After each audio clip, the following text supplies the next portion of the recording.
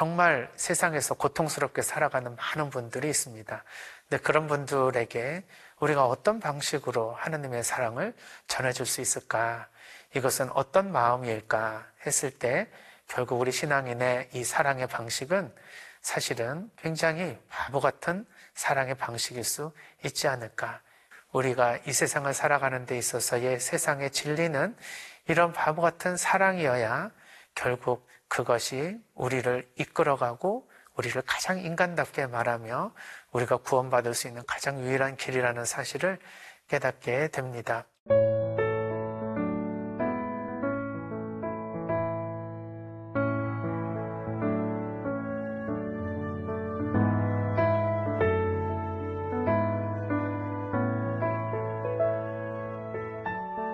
찬미예수님, 형제자매님들 안녕하십니까?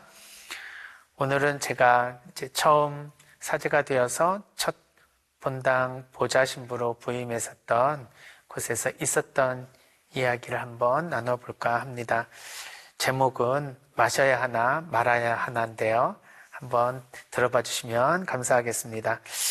우리 신앙인으로서 살아간다는 것이 무엇일까? 이 세상의 사람들이 살아가는 삶의 방식과 우리 신앙인들의 삶의 방식은 많이 다르다고들 합니다. 세상은 확실히 이 생존의 법칙에 의해서 또는 이 세상은 정글이다라고 말하는 분도 계시죠. 약육강식, 적자생존, 자연도태 이러한 정말 정글의 법칙과 같은 방식으로 세상을 바라보시는 분들도 계시는 것 같습니다. 그러려면 정말 살아남아야 된다는 그런 강박관념이 있을 것 같고요. 그리고 나와 가족 아닌 다른 사람들은 전부 경쟁해서 이겨야 될 그런 상대로 생각이 드니 우리가 사랑한다 또 돌본다라는 개념보다는 이겨야 된다, 뒤처지면 안 된다라는 개념으로 세상을 살게 되지 않을까. 그렇다면 얼마나 세상이 각박할까 이런 생각을 하게 됩니다. 그러나 신앙인으로서 우리들은 서로 나누며 사랑하는 삶에 대한 가르침을 받아왔습니다. 세상은 그런 정글의 법칙이 아니라 하나님의 사랑의 법칙으로 살아가야 되는 하나님 나라가 이루어져야 되는 곳이라고 우리가 배워 알기 때문에 때론 세상 사람들과 함께 살아가는 데 있어서 많이 충돌이 되기도 하고요. 또 그들과 이렇게 맞서게 되면 결국 신앙인들은 세상 사람들에 비해서 손해를 보는 것이 아닐까 이런 생각도 하게 됩니다. 즉 보들리에의 말처럼 선과 악이 싸우면 항상 악이 이기게 마련이다. 그 이유는 악은 선을 잘 알고 있지만 선은 악을 잘 모르기 때문이다. 이런 말이 떠오르네요. 우리가 신앙인으로서 항상 사랑하고 양보하고 희생하는 우리의 마음을 오히려 세상의 악한 기운들은 그것을 이용할 수도 있으니 신앙인으로 산다는 것은 세상에서 항상 뒤처질 수도 있고요. 어떤 면에서는 세상적 관점에서 보면 바보인 것처럼 느껴질 수도 있을 것 같습니다. 그러나 진정한 바보가 누구일까?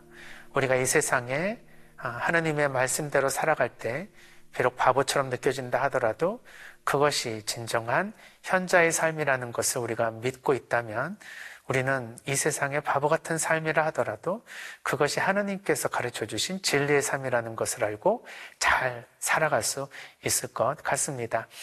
그런 생각을 하고 있는 그 모든 분들에게 이러한 저희 개인의 체험을 한번 나눠보고 싶었습니다. 첫 번째 그 보좌 신부로서 저는 경기도 광주 성당에 지금은 고인이 되셨던 대신 그 고 한종훈 스테파노 신부님 아래에서 첫 사제 생활을 시작했습니다. 물론 신부님께서는 이제 굉장히 나이가 많으셔서 이제 은퇴하시기 바로 전이셨고요. 저는 그 신부님에게 그래도 이렇게 보좌 신부로서 그 신부님을 도와서 사목 생활을 해야 되는 그런 상황이었습니다. 신부님은 아주 그 어린 새파랗게 젊은 손자 같은 사제가 와서 너무너무 기쁘게 따뜻하게 환대를 해주시면서 여기서 편하게 그 본인이 너무 눈치 보거나 너무 부담 갖지 말고 잘 살아가라 이렇게 말씀을 주셨습니다. 실제로 저는 본당 신부님이다 이런 생각보다는 그냥 정말 따뜻하게 저를 손자처럼 맞아주시는 할아버지 신부님으로서 정말 그 신부님과 너무 마음이 잘 맞고 그리고 잘 이해해 주시고 돌봐주시는 그런 할아버지의 마음을 가지고 평안하게 1년을 살았던 것 같습니다. 신부님과의 그런 에피소드는 생각하면 굉장히 많습니다. 워낙 또 연세가 있으시기 때문에 미사가 여러 대 있을 때는 신부님 한 대 들으시고 나머지 미사는 제가 다 봉헌을 하려고 했지만 신부님은 그러면 안 된다. 똑같이 사제들은 동등한 마음을 가지고 살아야 된다. 그러니 박신부 2대 하고 나도 미사 2대 하고 똑같이 할 거야. 항상 이렇게 말씀을 하셨거든요. 그러나 저는 아직도 이렇게 힘이 나기 때문에 신부님 그냥 미사 하루 한 대만 하시고 나머지는 제가 할게요. 이래도 신부님은 절대 안 된다고 막 그렇게 말씀을 하셨습니다. 그러면 우리 가위바위보로 해가지고 결정을 하자. 그래서 신부님하고 저는 항상 미사나 아니면은 성사나 아니면 봉성체 그리고 병자성사가 났을 때마다 이걸 누가 나갈 거냐 이렇게 결정을 하기 위해서 가위바위보를 많이 했습니다. 근데 그때 이제 제가 가위바위보를 해서 이기면 제가 이겼으니 신부님 이거는 제가 나가겠습니다. 이렇게 이야기를 하기도 하고 또 제가 지면 제가 가위바위보에서 졌으니까 제가 나가겠습니다. 이러면서 항상 가위바위보 하고 난 후에 결정은 제가 했습니다. 그러니 신부님은 박신부가 너무너무 똑똑해서 감당할 수가 없다. 이렇게 농담으로도 말씀하시면서 껄껄껄껄 웃으셨던 그 생각들이 아직도 눈에 선합니다. 그만큼 그 후배로서의 그런 사제직을 존중해 주시고 또 같은 사제로서 대우를 해 주시면서도 그런 어떤 좋은 사제의 모습을 보여줬던 신부님 지금도 잊어버릴 수가 없는데요. 이 대림 시기에 이제 처음으로 가정 방문을 했었던 그런 순간에 대한 기억을 아마 이제 잊어버릴 수가 없습니다. 당시 처음으로 그 대림절을 맞아서 전신자 가정 방문을 신부님이 기획을 하셨는데요. 이때 전신자들의 그 가정 방문을 한다는 것은 신부님으로서는 상상할 수 없었던 그런 큰 힘든 일이었습니다. 근데 이제 보좌 신부가 왔으니까 신부님께서 용기를 내서 그럼 반반씩 우리가 집을 한번 돌자 이런 말씀을 해주셨습니다. 저는 그때 그 다양하게 삶을 살아가시는 많은 분들, 조금 여유가 계신 분도 계셨지만 그 당시에는 정말 어렵게 사시는 분들이 많이 계셔서 그런 분들이 이런 삶을 사시면서 신앙생활 하시는구나 하고 사제 첫 그 부임지에서 굉장히 많은 것을 체험할 수 있었습니다. 어느 할머니 댁에 갔을 때 일인데요. 그분 집은 집이 아니라 그냥 밭에 이렇게 반 지하처럼 토굴을 파고 그곳에 이제 안에서 이렇게 생활하셨던 분인데요. 집이라고 할 수는 없고 뭔가 이제 반지하처럼 땅을 파서 거기에 비닐로 이렇게 벽을 이렇게 발라놓고선 그 안에서 생활을 하시는 분이었습니다. 너무너무 깜짝 놀랐습니다. 아직도 이렇게 삶을 사시는 분이 계시는가? 그래서 그곳에 들어갈 때 이제 봉사자 2분하고 같이 그 방문을 하게 되었는데요. 방문을 할 때 봉사자들이 처음 들어갈 때 뭐라고 할머니한테 나무라는 이야기를 제가 들었습니다. 그거는 신부님이 오시는데 왜 이렇게 집안 정리도 안 해놓고 또 이렇게 환기를 안 해서 집안에 악취가 나도록 하느냐. 그렇게 막 나무라시는 말씀을 듣고 좀 마음이 불편했습니다. 그렇게 일부러 그러셨다고 보기도 어려운데 또 혼자 계신 할머니한테 그런 말씀을 봉사자들이 하는 게 참 마음이 불편했습니다. 문을 열고 이렇게 그 안쪽으로 약간 이렇게 기어 들어가는 것처럼 들어갔더니 그 안에 이렇게 조금 이제 넓은 공간이 나오고 그곳에 이제 백열구를 이렇게 달아놓고 생활을 하셨는데요. 너무도 참 열악한 이곳에서 생활하신다는 자체가 정말 너무 마음이 아파서 그곳에 어떤 악취가 난다든지 뭐 정리가 안 됐다든지 하는 거는 저에게는 큰 불편한 대상이 아니었습니다. 그런데 그곳에서 같이 이제 기도하고 성사 드리고 하는 과정에 봉사자들은 너무 악취가 나서 견딜 수가 없다고 하면서 이렇게 두 분이 바깥으로 결국은 나가시더라고요. 그래서 할머니하고 저하고 둘만 이렇게 남아서 기도하고 이런저런 이야기를 한 20, 30분 정도 하고 이제 그곳을 떠나려고 했는데 할머니께서 그래도 신부님 오신다고 제가 정말 그 정성을 다해서 뭐 차 한 잔 대접하려고 하니까 들고 가십시오. 그래서 저는 본당 신부님께서 음식 같은 거 절대 준비하지 말라고 하셨는데, 그리고 여기에서 또 먹고 저기에서도 먹고 하면 이렇게 많은 집을 돌 수가 없으니까 그냥 딱 차 한 잔만 먹고 가겠습니다. 그랬더니 많은 거 드리는 거 아니니까 그냥 들고 가세요 하면서 거기에 이제 조그마한 그 냉장고가 있었는데 그 냉장고 안에 있는 것이 아니라 냉장고 위에 있는 유자청을 이렇게 꺼내 오셔가지고 그 뚜껑을 열고 보여주셨습니다. 신부님을 위해서 준비한 차가 유자차라고. 근데 그 뚜껑을 열어보니까 거기에 곰팡이가 꽉 차 있더라고요. 근데 할머니도 그걸 보고 놀라셨는지 갑자기 곰팡이를 수저를 이렇게 벗겨내시고 난 다음에 그래도 이거 끓이면은 안전하게 드실 수 있다고 걱정하지 마시라 하시면서 그것을 이제 끓여주시기 위해서 이제 가스타에다가 양은대야를 놓고 거기에 물을 부어놓고 끓이기 시작했습니다.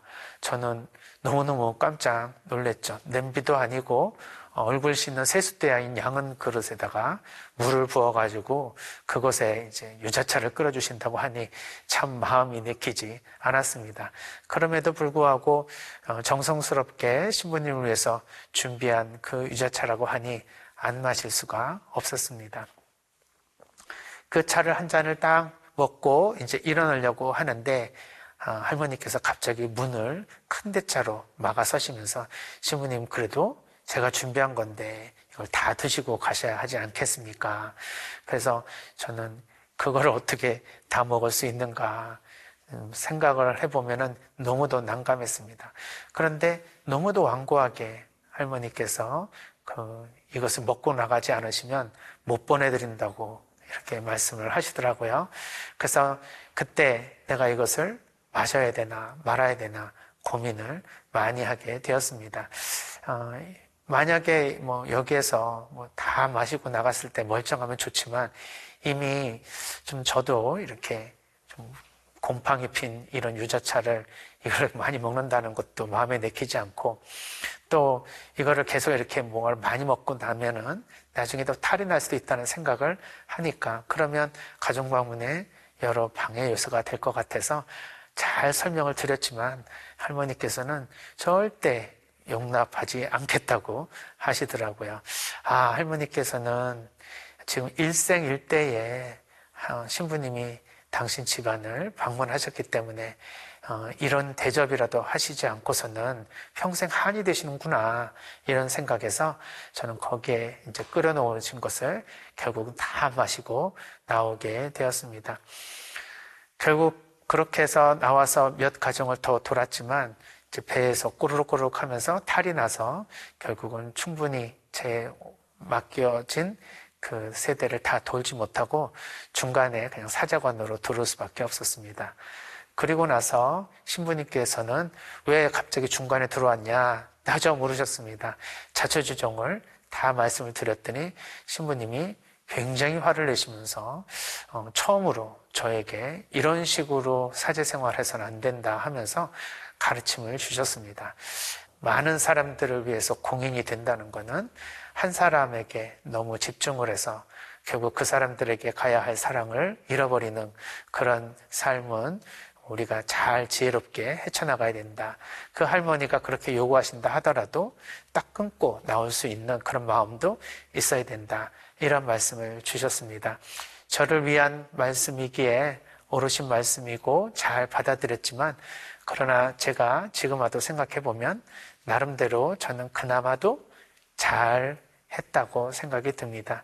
지금도 같은 상황이라면 아마 더 달라고 아마 했으면 했지 그냥 거절하고 나오지는 않았을 것 같습니다. 그 할머니께서는 그 준비한 그거를 맛있게 내가 잘 먹는 것을 보면서 얼마나 행복해 하셨을까. 그러한 그 기쁨과 즐거움을 평생 우리가 자주 드릴 것도 아닌데 한 번밖에 평생 만나지 못하는 인연이지만 그러나 그런 체험을 할머니께 드리는 것은 더 큰 은총이고 그 할머니를 유일하게 제가 사랑할 수 있는 방법이 아닐까라는 생각을 했었던 것 같습니다. 우리가 살아가면서 신부님의 그러한 가르침대로 어떤 합리적이고 그리고 이성적인 판단을 하면서 사랑을 할 수 있고 사목을 할 수도 있겠죠. 그런데 저는 가만히 보면 바보 같은 마음으로 사목 생활을 시작을 했던 것이 아닐까 이렇게 생각을 해봅니다. 그러나 아직도 저는 사랑은 이 세상에 살아가는 사람들처럼 합리적이고 그리고 이성적인 판단을 하는 것이 아니라 바보처럼 그 사람을 위해서 온전히 그냥 내어주는 것이 아닐까 이런 생각이 들었습니다. 오정방 시인이 사랑은 져주는 것이다는 시가 떠오릅니다. 따지지 마라, 캐묻지 마라, 파고들지도 마라, 결코 이기려고 애쓰지 마라. 사랑은 다 져주는 것이다. 사정이 있겠지, 이유가 있겠지, 무슨 까닭이 있겠지, 분명 사연이 있을 것이다. 사랑은 다 덮어주는 것이다. 이러한 그 시처럼 저에게 있어서도 거절할 자유도 있고 뿌리칠 수 있는 그런 이유도 있었습니다. 그러나 할머니에게 드릴 수 있는 유일한 저의 처음이자 마지막 선물은 그것을 맛있게 먹어주는 것이 아니었을까 이런 생각에서 아마 지금쯤 고인이 되셨을 그 할머니 정말 그 하나님 안에서 그동안에 고생하신 것 다 보상받으시고 편안한 안식을 얻으시면 좋겠다는 마음으로 이 말씀을 나누고 싶었습니다.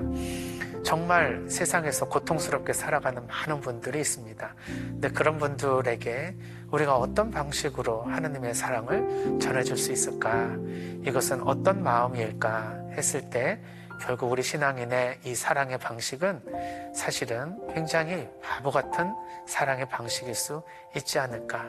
계산하지 않고 따지지 않고 묻지 않고 그냥 그 사람이 원하는 방식으로 져주는 것이 진정한 사랑이라는 것을 우리는 다시 한번 이렇게 깨달아 볼 수 있을 것 같습니다. 오늘날 세상은 기능과 효율을 강조하면서 합리적이고 이성적인 판단을 요구합니다. 최소의 비용을 들어서 최대의 효력을 얻으려고 하고 같은 조건에서도 최선의 판단을 내리는 것이 합리적이라는 그런 세상의 법칙에 맞춰 살려고 합니다. 그러나 이러한 이 시대적인 요청은 인간의 능력을 이제 대신하게 되는 AI가 아마 우리의 인간의 이러한 합리적이고 이성적인 능력을 대신하겠죠. 그렇다면 새로운 제4차 산업혁명 시대에 우리 인간이 기계가 대신할 수 없는 그러한 인간만이 고유한 본성, 인간만이 가지고 있는 고유한 가치는 어디서 찾아볼 수 있을까?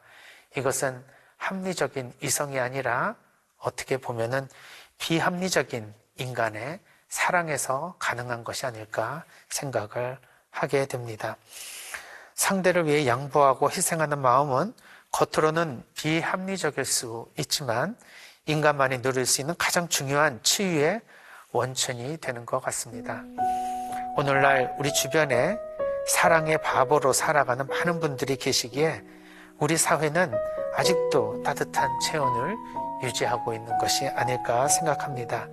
지금도 가정과 사회에서 묵묵히 이웃을 위해 스스로 바보의 삶을 통해 희생과 봉사로 살아가시는 많은 분들에게 위로와 사랑의 말씀을 전하고 싶습니다. 김수환 추기경님께서는 그래서 당신을 스스로가 바보라고 말씀해 주신 것 같습니다. 그래서 그분도 자신의 책에서 바보가 바보들에게라는 그런 책 제목을 통해 우리에게 바보 같은 사랑에 모든 것을 바치라는 말씀을 주시는 것 같습니다. 추기경님께서 바보가 바보들에게 라는 책에서 이런 말씀을 주십니다. 머리와 입으로 하는 사랑에는 향기가 없다. 진정한 사랑은 이해, 관용, 포용, 자기를 낮춤이 우선시 된다. 남은 세월이 얼마나 된다고 가슴 아파하지 말고 나누며 살다 가자. 버리고 비우면 또 채워주는 것이 있으리니 나누며 살다 가자. 내 마음이 예수님 마음이면 상대도 예수님으로 보이는 것을. 이렇게 우리가 사랑의 삶을 산다는 것이 무엇인지를 주기영님께서는 바보의 삶으로서 표현해 주시는 것 같습니다. 사랑은 모든 것을 덮어주고 이해하고 받아주는 것일 겁니다. 내 쪽에서 할 수 있는 것을 하는 것이 아니라 상대가 원하는 것을 들어주고 그것을 내가 수용할 수 없는 것이라 하더라도 때로는 마음을 내어 희생할 수 있는 마음을 갖는 것이 진정한 사랑이 아닐까 생각이 듭니다. 이것은 효율성도 아니고 합리적인 판단도 아닐 것입니다. 온전히 그 타인을 위한 마음으로 내가 되어주려고 하는 마음이 없이는 가능하지 않는 영성입니다. 그러나 우리 신앙인 그리고 우리가 이 세상을 살아가는 데 있어서의 세상의 진리는 이런 바보 같은 사랑이어야 결국 그것이 우리를 이끌어가고 우리를 가장 인간답게 말하며 우리가 구원받을 수 있는 가장 유일한 길이라는 사실을 깨닫게 됩니다. 너무 계산하고 너무 손해보지 않으려고 하고 너무 이것저것 따지는 세상 안에서 아무것도 생각하지 않고 온전히 바보같이 자신을 내어줄 수 있는 이 사랑, 어떻게 보면 예수님 안에서 그것을 우리가 찾아볼 수 있을 것 같습니다. 이러한 사랑은 그만큼 가치가 있는 것이고 특별히 우리의 합리적 이성적 능력을 대신할 수 있는 AI 시대에 우리 인간이 그 AI보다 훨씬 더 그들이 따라잡지 못하는 우리의 고유한 우리의 인간적인 가치를 드러내주는 것이라 생각이 듭니다. 서로 사랑하며 사랑을 통해 우리가 인간이라는 것을 스스로 증명할 수 있는 앞으로의 삶에서 우리가 사랑만이 유일한 우리가 살아갈 길이라는 것을 다시 한번 확인하게 됩니다. 지금도 사랑에 헌신하는 많은 분들에게 저의 감사의 마음과 또 그런 삶으로 우리가 살아갈 수 있도록 더욱더 함께 사랑으로 함께 해주시기를 기원한 마음으로 모든 분들에게 감사를 드리며 사랑의 삶을 앞으로 계속해서 이어나가시기를 바랍니다. 진심으로 감사합니다.